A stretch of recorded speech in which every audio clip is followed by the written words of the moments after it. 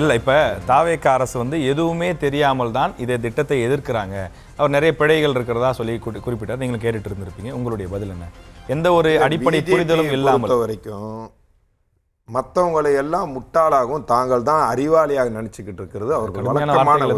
என்னங்க எரிங்க சார், ஒண்ணுமே தெரியல, எதுவுமே அவங்களுக்கு தெரியாதுண்டா அது என்ன மாதிரி? இது மக்கள் ஒன்றும் தெரியாம ஓட்டு போட்டாங்களா?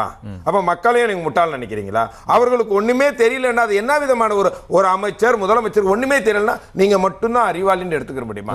அவர் நண்பர் இல்ல எந்த அடி சார், அப்படிப்பட்ட வார்த்தையை சொல்லக்கூடாது சார். அப்ப நீங்க தான் வந்து சுப்பீரியர், உங்களுக்கு தான் எல்லாமே தெரியும் நினைக்கிற மாதிரி இந்த பேச்சு இருக்கு தெரியுமா? இந்த ஆணவ பேச்சு கூடாதுதான், அது தவறானது. என்ன தெரியல என்ன தெரியலன்றாரு பிரதமர். தென்னாட்டுல இருந்து வந்திருக்கான்னு சொன்னாரு. தனி மெஜாரிட்டியோட தனி கட்சியாக பிரதமர் போயிருக்காரா?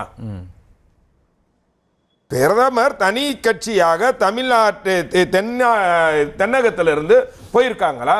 தனி மெஜாரிட்டியோட போயிருக்காங்களா?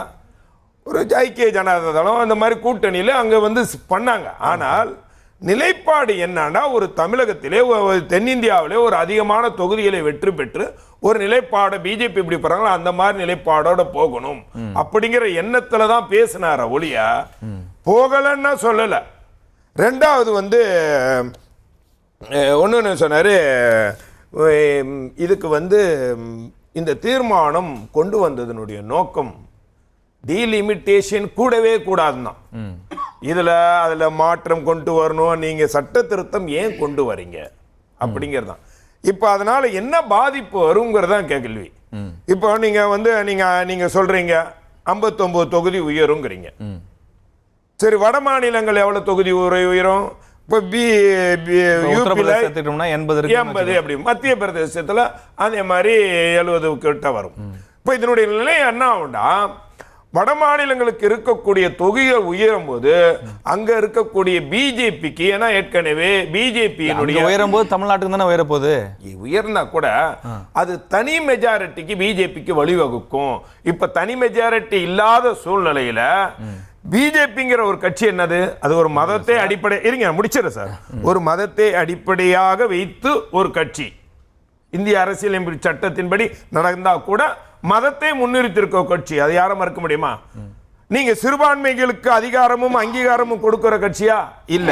அப்போ சிறுபான்மை மக்களுக்கு எதிரான பல்வேறு திட்டங்களை அவர்களால் கொண்டு வர முடியும். இப்ப கொண்டு வர முடியலண்டா, இப்ப பொது சிவில் சட்டத்திலிருந்து பல்வேறு விஷயங்களுக்கு கொண்டு வர முடியல. தனி மெஜாரிட்டி அவர்களுக்கு தேவை. அவர்களுடைய அஜெண்டா, RSS அஜெண்டா என்னண்டா, தான் வந்து தனி மெஜாரிட்டியோட வந்த கையோட எதை வேண்டாலும் நிறைவேற்றலாங்கிற நிலைப்பாட்டில் தான் அவங்க இருக்காங்க. அப்போ அதிகமான எம்பிக்கள் வட மாநிலங்கள் அவங்களுக்கு அதிகமாக கிடைக்கும் போது அதை எப்படி வேண்டாலும் சிறுபான்மை மக்கள் தலித்து மக்களுக்கு எதிரான நடவடிக்கைகளை அவர்கள் ஈடுபடுவார்கள் என்ற சந்தேகம். பாப்புலேஷன் அடிப்படையில் பண்ணாதான் நீங்க சொல்ற மாதிரி உத்தரப்பிரதேசத்துக்கோ பீகாருக்கோ மத்திய பிரதேசத்துக்கோ கூடுதலா கிடைக்கும்.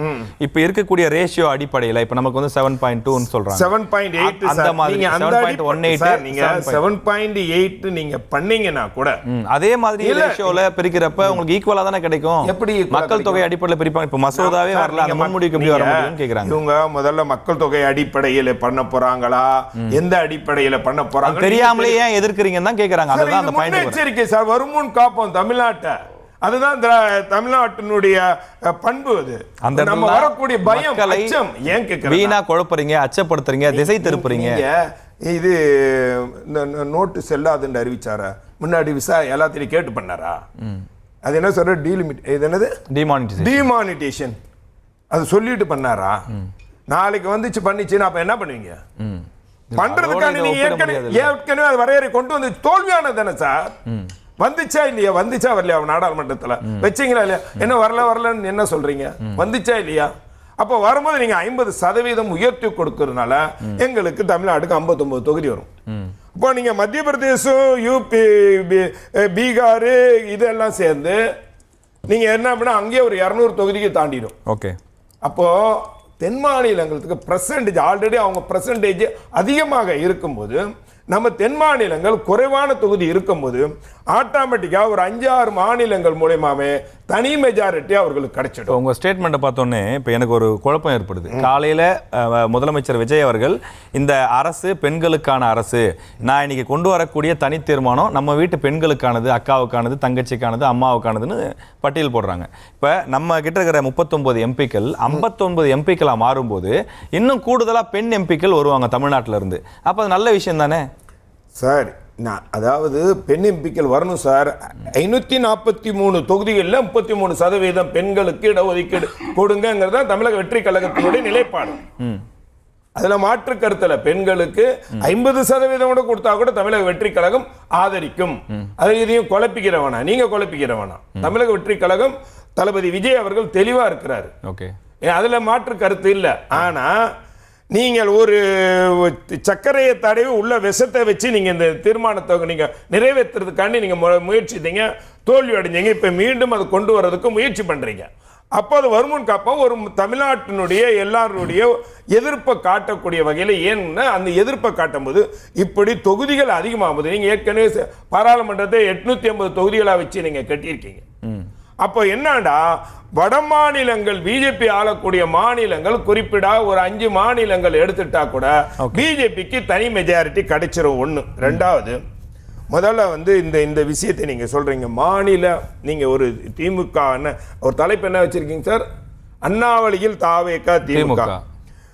மண் சார்ந்து மக்கள் சார்ந்து தமிழக வெற்றி கழகத்தை பொறுத்த வரைக்கும் இன்றைக்கு ஒரு புரட்சிகரமான ஆட்சி தமிழ்நாட்டில் கட்டு. ஆனால் திமுக வழி அண்ணா வழியில் தமிழக வெற்றி கழகம் சொல்லுங்க, ஏத்துக்கிறோம். திமுக வழியில் தமிழக வெற்றி கழகம்னா நிச்சயமே இல்லை. நம்ம அப்படியே சொல்லல. அதான் சொல்ல இல்ல, நீங்க போட்டிருக்க அப்படிதான். நம்ம என்ன சொல்லிருக்கோம்? அண்ணா வழியில் தாவேகா திமுக ரெண்டு பேருக்குமே கொள்கை தலைவர் அவங்க தான். அண்ணா வழியில் ஓகே. ஆனால் திமுகவுக்கும் அண்ணா தமிழக வெற்றி கழகத்துக்கும் நிறைய வித்தியாசம் இருக்கு. திமுக என்பது ஒரு ஊழல் கட்சி, ஒரு குடும்ப கட்சி, ஒரு மன்னராட்சி நடத்தக்கூடிய கட்சி. அவர்களுக்கு அங்க ஒரு மிகப்பெரிய பாசிசம் இருக்கு. அவர்கள் ஜாதி ரீதியாகவே மாவட்ட செயலாளர்ல இருந்து கட்சியினுடைய முக்கிய பொறுப்புகள் வரைக்கும் அந்த நிலைப்பாட்டில் தான் கொண்டு போயிருக்காங்க. அங்க சிறுபான்மை மக்களுக்கு பிரதிநிதித்துவம் இருக்காது, தலித் மக்களுக்கு பிரதிநிதித்துவம் இருக்காது. ஆனால் சமூக நீதியாக தமிழக வெற்றி கழகம் சிறுபான்மை மக்களுக்கு அதிகமான பிரதிநிதித்துவம். சரி, பேசுவோம் சார். இருங்க சார், முடிச்சிடுறேன். தலித்துகளுக்கு அதிகமான துணை சபாநாயகர், 8 அமைச்சர்கள், இப்படி எல்லா பிரதிநிதித்துவம் கொடுத்திருக்கக்கூடிய தமிழக வெற்றி கழகம் சமூக நீதியோடு இருக்கக்கூடிய கட்சிக்கும் திமுகவுக்கு சம்பந்தம் அண்ணா வழியில் செய்கிறோம். ஆனா அண்ணாவை இவர்கள் மறந்து ரொம்ப காலம் ஆச்சு. அதனால நீங்கள் திமுகவும் தமிழக வெற்றி கழகத்தை எந்த வகையிலும் ஒப்பிடக்கூடாது. கோடி கோடியா கொள்ளடிச்சு சேர்த்திருக்க வச்சிருக்க ஒரு கட்சி எங்கே மக்கள் பயன், மக்கள் பலனே, மக்கள் நலனே முக்கியம் என்று இந்த மக்களாட்சி செலுத்தி மக்களுக்கான திட்டங்களை கொண்டது ஊழலற்ற ஆட்சி. நான் தொடமாட்டேன், தொட்டவர்களை விட மாட்டேன் சொல்லக்கூடிய தளபதி விஜயனுடைய ஆட்சிக்கும் சம்பந்தம் இல்லை.